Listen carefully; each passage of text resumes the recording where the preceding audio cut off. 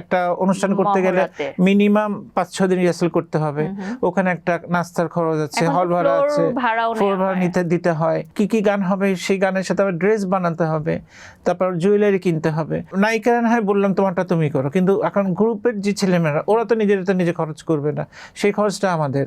ও একরকম শাড়ি পরানো, একরকম গয়না পরানো, এগুলো তো কিনতে হয়। তো এই করতে করতে আমাদের তো নাচে পয়সা থাকে না, কিছুই থাকে না। At the end of the day তোমাদের পকেটে আসলে খুব কম টাকাই বাকি থাকে, কম টাকাই থাকে। হ্যাঁ, আর নাচটাকে ভালো করার জন্য তো তোমরা প্রপসও কিনো, নতুন প্রপসও লাগে। হ্যাঁ, মানে গানের অনুযায়ী, যেই গানে এইটা প্রপসটা দিলে ভালো হয়। বাজেট দেওয়া হলেও সেটা থেকে আসলে মানে ব্যয়টাই অনেক বেশি হয়ে যায়। হ্যাঁ, মানে মনে করো যে আমরা একটা অনুষ্ঠানে 1,20,30 পেলাম, ওখানে এখন আর্টিস্টদের দিয়ে, ড্রেস দিয়ে, অর্নামেন্টস দিয়ে, প্রপস দিয়ে আমাদের হয়তো হাতে 20,000 টাকার বেশি থাকেও না।